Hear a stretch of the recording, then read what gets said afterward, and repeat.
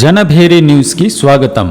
చిత్తూరు జిల్లా పలమనేరు నియోజకవర్గం వీకోట మండల పరిధిలో మాజీ మంత్రి అమర్నాథ్ రెడ్డి ఇంటింటికి తెలుగుదేశం బాబు ష్యూరిటీ భవిష్యత్తుకు గ్యారంటీ కార్యక్రమంలో భాగంగా అంగన్వాడీ కార్యకర్తల సమ్మెకు సంఘీభావం తెలుపుతూ వైసీపీ ప్రభుత్వాన్ని దుయ్యబట్టారు. ఈ కార్యక్రమంలో పలువురు తెలుగుదేశం పార్టీ నాయకులు మరియు జనసేన నాయకులు పాల్గొన్నారు.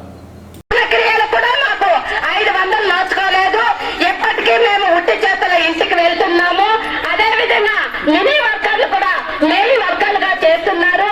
వాళ్ళకు కూడా గవర్నమెంట్ ఎంప్లాయీగా లేదు. 9 గంటల నుంచి 4 గంటల వరకు మాకు పని భారాన్ని పెంచి 11,000 జీతంతో సర్దు పెట్టుకోమంటున్నారు. సుప్రీంకోర్టు తీర్పు ప్రకారం మాకు గ్రాడ్యుయేట్ ఇవ్వాలి. సుప్రీంకోర్టు తీర్పు ఇచ్చినప్పుడు మీ తీర్పు ఏమైంది మేము అడుగుతున్నాము.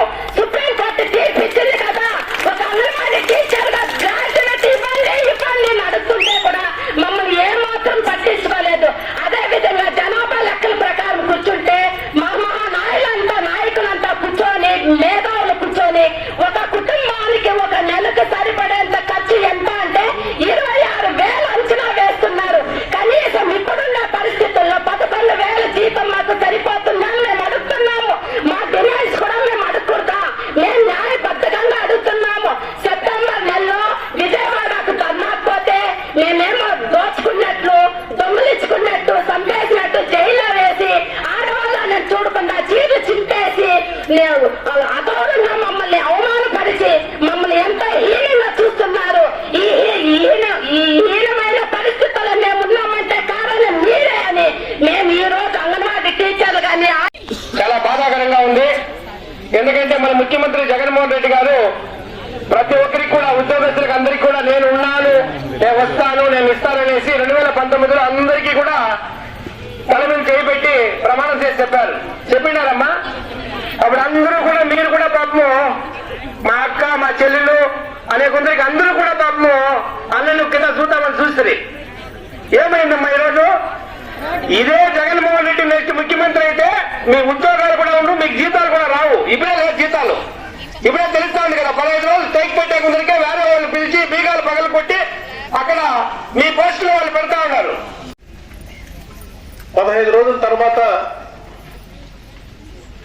ఇప్పటికి కూడా ఈ ప్రభుత్వం స్పందన అయితే లేదు. నేను మొట్టమొదటిగానే ఆంధ్ర రాష్ట్రంలో మీ యొక్క సమ్మెలో కూడా పాల్గొన్నా. బొబ్బిల్ ఎమ్మెల్యే మిమ్మల్ని గురించి చాలా నీచంగా మాట్లాడాడు. మీకు గుర్తుందో లేదో తెలియదు. ఆ నియోజకవర్గంలోనే ఒళ్ళు బలిసి రోడ్డెక్కినట్టు మాట్లాడాడు ఒక శాసనసభ్యుడు. శాసనసభ్యులు అసలు రాష్ట్రంలో వాళ్ళు మాట్లాడేటువంటి తీరు గాని, వాళ్ళకి అసలు సంస్కృతి గాని తెలియదని అనుకుంటా ఉన్నా. ఎందుకంటే ఈ జగన్మోహన్ రెడ్డి పాలనలో ఒక శాసనసభ్యుడిగా ఉండేటువంటి వ్యక్తి ఒక మహిళలను పట్టుకొని వాళ్ళ నిజమైనటువంటి న్యాయమైనటువంటి డిమాండ్ల పైన వాళ్ళు ప్రభుత్వాన్ని అడుగుతా ఉంటే దానికి ఆ రకంగా మాట్లాడడం నిజంగా కూడా చాలా దురదృష్టకరం ఈ రాష్ట్రంలో. అందుకే ఆ రోజు నేను యువగళం కార్యక్రమంలో ముగింపు సమావేశం నేను 4 రోజులు అక్కడే ఉండాల్సి వచ్చింది. ఆ రోజు అక్కడ మీతో మీ వాళ్ళతో అందరితో కూడా కలిసి సమ్మెలో పాల్గొనే సందర్భాన్ని ఒకసారి గుర్తు చేస్తా ఉన్నా. ఈ రోజు మీరు ఏదైతే డిమాండ్లు పెడుతున్నారో అవి న్యాయసమ్మతం. గతంలో అయితే టైం స్కేల్ ప్రకారం మీకు పని పెడితే ఆ టైం స్కేల్ ప్రకారం మీరు కూడా అడిగిండ్రు. ముందు నుంచి మధ్యాహ్నం దాకా పనిచేసి మీ పాటికి మీరు ఇంటికి పోయి ఇంకో పని చేస్తారు. మీకు టైం స్కేల్ పెంచిన తర్వాత పూర్తి స్థాయిలో మీ యొక్క సర్వీసెస్ ప్రభుత్వం ఉపయోగించుకుంటా ఉంది. కాబట్టి న్యాయమైనటువంటి డిమాండ్లు ఈ రోజు ఇక్కడ ఉన్నటువంటి పరిస్థితి, నిత్యావసర వస్తువుల ధరలు విపరీతంగా పెరిగిపోయాయి. ఈ రోజు ఏది కూడా కొనే పరిస్థితి లేదు. కరెంటు ఛార్జీలు పెరిగిపోయినాయి, ఆర్టీసీ బస్సు ఎక్కితే ఆర్టీసీ ఛార్జీలు పెరిగిపోయినాయి, గ్యాస్ పెరిగింది, పెట్రోల్ పెరిగింది, డీజిల్ పెరిగింది. ఇవన్నీ పెరిగిన సందర్భంలో మీకు ఇచ్చేటువంటి 11,000 12,000 దాంట్లో మళ్ళా కటింగులు పోతే మీకు రోజుకు దినకూలీకి పోతే కూడా 300 రూపాయలు కూడా రాదు.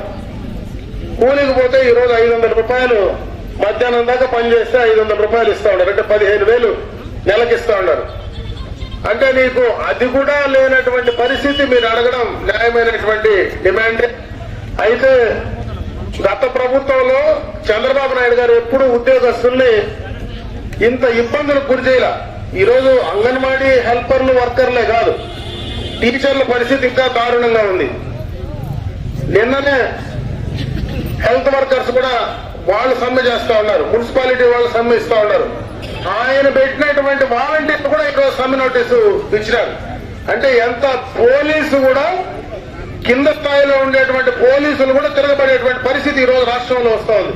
అంటే వీటన్నిటికీ కారణం నేను ఉన్నాను, నేను విన్నానని చెప్పినటువంటి జగన్మోహన్ రెడ్డి ఈ రోజు ఉన్నాడో లేడో, అసలు చెవులు ఉన్నాయో లేవో పరదాలు పెట్టుకొని ప్రజల మధ్యకు వస్తే ఏ రకంగా ఆయన ఈ రాష్ట్రాన్ని పాలిస్తాడనేది అర్థం చేసుకోవాల్సిన పరిస్థితి. ఖచ్చితంగా కూడా మీ న్యాయమైనటువంటి కోరికలకు తెలుగుదేశం పార్టీ అండగా మీకు సపోర్ట్ చేస్తుంది.